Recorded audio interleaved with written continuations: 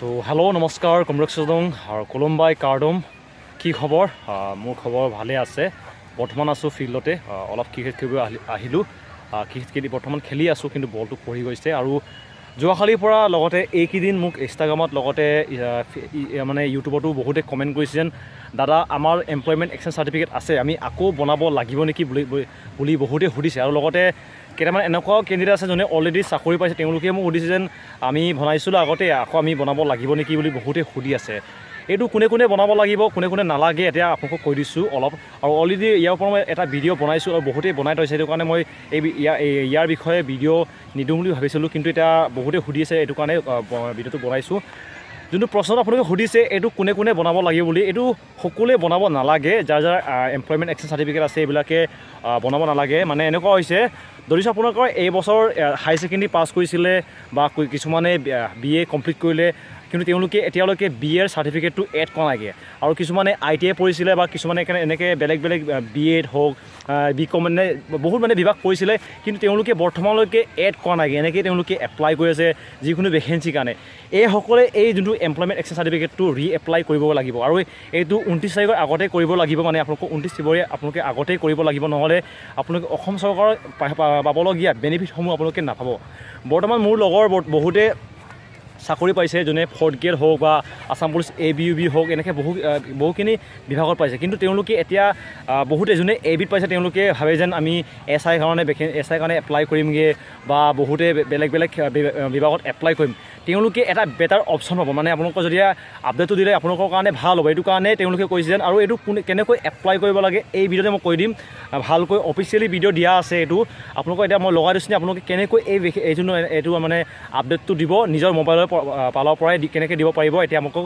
ভিডিঅ'টো লগাই দিছোঁ ইয়াত প্ৰায় 541টা 541 সাৰ্ভিসেস অলৰেডি আছে আৰু তাৰ ভিতৰতে 6টা হৈছে আমাৰ employment exchange related service so ইয়াত আমাৰ ৰেজিষ্ট্ৰেচন ৰি-ৰেজিষ্ট্ৰেচন আৰু ৰিনিউৱেল তিনিটা সাৰ্ভিস আছে আৰু এই তিনিটা সাৰ্ভিস আধাৰ থাকিলে আধাৰৰ সহায়ত পাৰি আৰু আধাৰ যদি কাৰোবাৰ ওচৰত নাই তেখেতসকলে আধাৰ নোহোৱাকৈ কৰিব পাৰে সো 6টা সাৰ্ভিস আছে আৰু আধাৰৰ ক্ষেত্ৰত আমি আধাৰৰ জৰিয়তে যদি এই সাৰ্ভিসটো এভেইল কৰো তেনেহলে ইনস্ট্যান্টলি আমি সাৰ্টিফিকেটটো পাই যাওঁ বা ৰেজিষ্ট্ৰেচন কাৰ্ডটো পাই যাওঁ আমি কোনো ধৰণৰ এপ্ৰুভেল পদ্ধতিৰ মাজেদি যাবলগীয়া নহয় ইনস্ট্যান্ট ডেলিভাৰী হয় গতিকে আমি এতিয়া আপোনালোকক চমুকে আধাৰৰ জৰিয়তে কেনেকৈ কৰিব পাৰি সেইটোকে অকমান দেখাব বিচাৰিছো so before going to the actual forms আমি আপোনালোকক অকমান আমাৰ পোৰ্টেলটো দেখাই দিছো সেৱা সেতু পোৰ্টেলৰ ফালে সো আপোনালোকে যদি হোম পেজত যদি আমি গুচি যাওঁ এইটো পোৰ্টেল আপোনালোকে দেখা পায়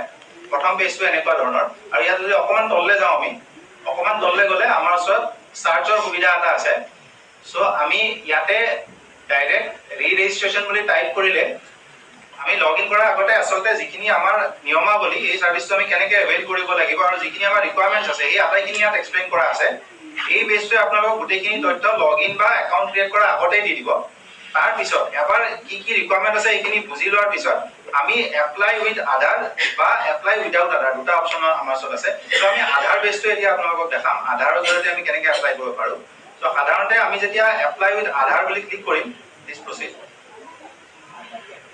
আমাক এই ধৰণে এটা ইন্টাৰফেস দিব তাত বেলেগ বেলেগ মোডত এপ্লাই কৰাৰ সুবিধা আছে কোনবাই যদি নিজৰ সুবিধা নাই ৰিসোৰ্স নাই নিজে এপ্লাই কৰাৰ কাৰণে তেতিয়া তেওঁলোকে PFC যিবোৰ আমাৰ পাব্লিক ফেচিলিটেশন চেণ্টাৰ তাত গৈ বা CSC বোৰৰ জৰিয়তে এই সাৰ্ভিসটো এভেইল কৰিব পাৰে এতিয়া আমি আপোনালোকক সিটিজেন মোডত দেখাম সো সিটিজেন মোডত যদি আমি যাওঁ তেতিয়া হলে লগইন ক্লিক কৰাৰ লগে লগে আমাক এটা ই প্ৰমাণৰ ৰেজিষ্ট্ৰেচন লাগে ই প্ৰমাণৰ ৰেজিষ্ট্ৰেচন এটা লাগে এইটো ওৱান টাইম এক্টিভিটি যদিহে আপোনালোকৰ অলৰেডি একাউণ্ট নাই তেনেহলে ই প্ৰমাণ ৰেজিষ্ট্ৰেচন কৰি ললে হ'ল আৰু কৰাৰ পিছত তাৰ পিছত এইটো পৰৱৰ্তী পৰ্যায়ত যেটো ইউজাৰ আইডি আৰু পাসওয়াৰ্ড আপোনালোকে সেট কৰি লব হেতু ব্যৱহাৰ কৰি আপোনালোকে পোৰ্টেলটো এক্সেছ কৰিব পাৰিব এতিয়া অনলাইন পোৰ্টেলটোৰ বিষয়ে এইখিনি আমি কলো এতিয়া আমি অকমান আমাৰ যেটো টেষ্ট এনভায়ৰনমেন্ট আছে যত আমি আপোনালোক অকমান কুইকলি ফৰ্ম এখন আমি গো থ্ৰু কৰি দেখাই দিম সো আমি এতিয়া আপোনালোক লৈ যাম একচুৱেল যেটো ৰেজিষ্ট্ৰেচনৰ ফৰ্ম হয় যেখন নতুনকৈ আমি ডিজাইন কৰিছো আৰু যাৰ জৰিয়তে মন্ত্ৰী মহোদয়ে কোৱা নিচিনাকৈ আমি নতুন তথ্যসমূহ সংগ্ৰহ কৰিব বিচাৰিছো এপ্লিকেন্টৰ পৰা বা পটেনশিয়াল জব সিকাৰসকলৰ পৰা এইটো হৈছে আমাৰ আসলে সেকেন্ড স্টেপ ফাৰ্স্ট স্টেপত কি হয় আধাৰ বিচৰা হয় আধাৰ নম্বৰটো আৰু দিয়াৰ লগে লগে তেওঁৰ নামটো আধাৰত থকা নামটোৱে দিব লাগিব সেইটো দিয়াৰ পিছত তেখেতলৈ এটা OTP গুচি যায়, যিটো আধাৰত তেখেতে নাম্বাৰ ৰেজিষ্টাৰ কৰি থৈছে, সেইটোত এটা OTP গুচি যাব। আৰু সেই OTPটো ব্যৱহাৰ কৰি তেখেতে নিজকে এবাৰ ভেৰিফাই কৰাৰ পিছত আমি এইটো পেজত আহি পাওঁ। গতিকে এইটো ষ্টেপ আমি অলৰেডি কৰি থৈ দিছো সময় বচাবৰ কাৰণে।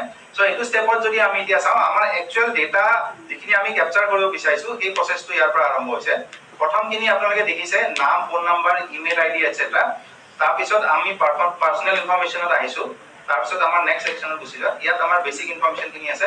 নেক্সট হৈছে কাৰেণ্ট এমপ্লয়মেণ্ট ডিটেইলছ। এতিয়া এইটো সকলোৰে কাৰণে এপ্লিকেবল নহয়, কোনোবা আনএমপ্লয়ড হ'ব পাৰে। সেইটো কাৰণে কাৰেণ্ট এমপ্লয়মেণ্ট ষ্টেটাছত আমি অপশ্যন পাম। এইখিনি যদি আমি খুলি দেখাই দিব পাৰোঁ।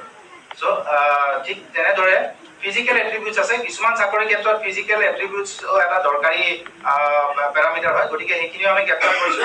হাইট আৰু ৱেইট মেণ্ডেটৰী হয়, বাকীখিনি অপশ্যনেল। চ' এতিয়া আমি নেক্সট ষ্টেপত আগুৱাই যাম। নেক্সট ষ্টেপত আছে বেচিকেলি আপোনাৰ ঠিকনা। গতিকে address, permanent address, present address এইখিনি বিচৰা হৈছে। চ' এইখিনি হোৱাৰ পিছত আমি নেক্সট ষ্টেপত যাম আকৌ। অলৰেডি আমি প্ৰিফিল কৰি থৈ দিছো। চ' ইয়াৰ পিছত হৈছে আচল যিখিনি জৰুৰী তথ্য আছে সেইখিনি ইয়াত আছে, education and skill related details. গতিকে ইয়াত আপোনালোকৰ হাইয়েষ্ট কোৱালিফিকেশ্যন অনুসৰি যদিহে কোনোবা পোষ্ট গ্ৰেজুৱেট হ'ব পাৰে, কোনোবা গ্ৰেজুৱেট হ'ব পাৰে, সেইটো প্ৰথম স্পেচিফাই কৰিব লাগিব। আৰু বেছড অন ডেট, যেনেকে ইয়াত আমি গ্ৰেজুৱেট বুলি ক'লো, গ্ৰেজুৱেট বুলি কোৱাৰ লগে লগে আমি মেণ্ডেটৰিলি আমাৰ 10th ডিটেইলছ, 10 পাছৰ ডিটেইলছ, 12th এক্সামৰ ডিটেইলছ আৰু যিটো গ্ৰেজুৱেশ্যনৰ ডিটেইল, এই তিনিটা বস্তু মেণ্ডেটৰি হৈ যায়। যিখিনি আমি অলৰেডি স্ক্ৰীনত আপোনালোকে দেখি আছে, আমি ভৰাই থৈছো। তাৰ লগতে যদি এডিচনেল কিবা চাৰ্টিফিকেশ্যন আছে আমাৰ ওচৰত, সেইখিনি আমি এডিচনেল চাৰ্টিফিকেট হিচাপে অপশ্যনেলি দিব পাৰো, যাতে আপোনালোকৰ এমপ্লয়েবিলিটিটো বাঢ়ি যায়। ঠিক আছে। চ' এতিয়া আমাৰ মেইন আমাৰ ফ'কাছ এৰিয়া এইখিনি, কোৱালিফিকেশ্যনখিনি যাতে আমি ভালকে কেপচাৰ কৰিব পাৰো। তাৰপিছত আমি এতিয়া নেক্সট ষ্টেপটোলৈকে যাম। নেক্সট ষ্টেপত again another very important step, এইটো হৈছে এমপ্লয়মেণ্ট এণ্ড কেৰিয়াৰ ডিটেইলছ। চ' ইয়াত আচলতে যিসকলে অলৰেডি কাম কৰি আছে আৰু বেটাৰ এমপ্লয়মেণ্ট অপৰচুনিটি বিচাৰে, তেওঁলোকে এক্সপিৰিয়েঞ্চৰ কেটেগৰীত যাব আৰু তেওঁলোকৰ কাৰেণ্ট যি তেখেতসকলৰ এক্সপিৰিয়েঞ্চ আছে সেইখিনি ইয়াত ডিটেইল দিব। আৰু যদি ফ্ৰেচাৰ্ছ হয়, ডেফিনেটলি তেখেতৰ তেতিয়া বিশেষ ভৰাবলগীয়া নাই। ফ্ৰেচাৰ্ছ বুলি চিলেক্ট কৰিলে খালি লেংগুৱেজ প্ৰফিচিয়েঞ্চিখিনি ডিফাইন কৰিলে হ'ল, আৰু যদি কিবা কি স্কিলছ আছে তেখেতৰ, যিটো আপোনালোকে স্ক্ৰীনত নিশ্চয় দেখিব পাৰিছে, চাব পাৰিছে। চ' এইখিনি ভৰাই আগবাঢ়ি যাব পাৰিব।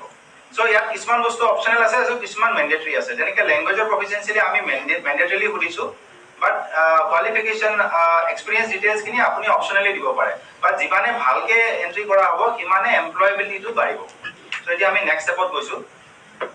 নেক্সট ষ্টেপটো again depending on my domicile district, employment exchange এটা মই চিলেক্ট কৰিব লাগিব। আমি এইটো ফৰ্মত কামৰূপ মেট্ৰ' দিছিলো, গতিকে দুটা এমপ্লয়মেণ্ট এক্সচেঞ্জ আমাৰ ওচৰত এভেইলেবল আছে। আমি কোনোবা এটা চুজ কৰি ললো। এতিয়া আমি আগুৱাই যাম। গতিকে এতিয়া আমি যিখিনি তথ্য আমি ফৰ্মত দিলো, তাৰ ৰিলেটেড ডকুমেণ্টছ কিছু আমি ছাবমিট কৰিব লাগে। এইখিনি আপোনালোকে জাষ্ট কুইকলি গো থ্ৰু কৰিব পাৰে, মই বহুত বেছি এক্সপ্লেইন নকৰো। So' like as proof, residence proof etcetera. আৰু কিছুমান যদি এমপ্লয়ড হয়, এমপ্লয়মেণ্ট স্পেচিফিক ডিটেইলো বিচৰা হৈছে। চ' এইখিনি আমি অলৰেডি প্ৰিফিল কৰি থৈ দিছো। এগেইন আগুৱাই যাম আমি এতিয়া। গতিকে ফাইনেল ষ্টেপত আমি এতিয়া আছো অলমষ্ট। ইয়াৰ পিছত আমাক এইটো প্ৰিভিউ দেখাইছে এটা। আমি যিখিনি তথ্য অলৰেডি দিলো চিষ্টেমত, সেইখিনি আবার আমাক চাই ল'বলৈ দিছে। This is like a final review. ইয়াৰ পিছত কি হ'ব, এই চিষ্টেমটোৱে আপোনাক পেমেণ্টত লৈ যাব। চ' এবাৰ পেমেণ্ট কৰাৰ পিছত কিন্তু আপোনালোকে ইনষ্টেণ্টলি চাৰ্টিফিকেটখন পাই যাব, আৰু আপোনালোকে আকৌ সেইটো ডেটা চেঞ্জ কৰিব নোৱাৰে। পাৰিব, আপোনালোকে ৰি-ৰেজিষ্ট্ৰেশ্যন প্ৰচেছৰ মাজেদি যাব লাগিব। চ' সেইকাৰণে this is the penultimate stage. ইয়াতে আপোনালোকে ভেৰিফাই কৰি ল'ব লাগিব। আৰু ইয়াৰ পিছত আমি আগুৱাই যাম। আমি পেমেন্টৰ কাৰণে আগুৱাই যাম। 10 টকা আমাৰ এটা সাৰ্ভিস চাৰ্জ এটা আছে, এইটো এপ্লাইজ টু অল। সো এতিয়া আমি এটা দামি পেমেন্ট আছলে, এইটো এটা দামি বেংক, এইটো এটা টেস্ট বেংক বুলি ক'ব পাৰে আপোনালোকে। সো আমি এটা দামি পেমেন্ট কৰি আগুৱাই যাম।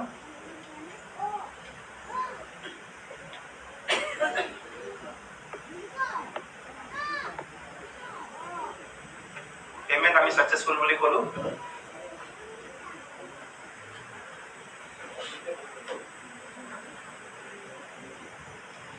সো ইয়াৰ লগতে আপোনালোকে চাব পাৰে আমাৰ যিখন সাৰ্টিফিকেট আছে, আমি অলৰেডি সাৰ্টিফিকেটত উপস্থিত হৈছো। স্ক্ৰল কৰি দিয়া, অকমান দেখাই দিয়া গোটেইখিনি। সো ইয়াত আমি দুটা বস্তু একেলগে পাই গলো, ইনষ্টেন্টলি পাই গলো। একনলেজমেন্টও আমি পালো, আৰু ওপৰৰ যিটো পাৰ্ট আছিলে এইটো আমাৰ ৰেজিষ্ট্ৰেশ্যন সাৰ্টিফিকেটটো। এতিয়া হয়তো আপোনালোকে গম পালে যেন এইটো কোনে কোনে ৰিএপ্লাই কৰিব লাগিব।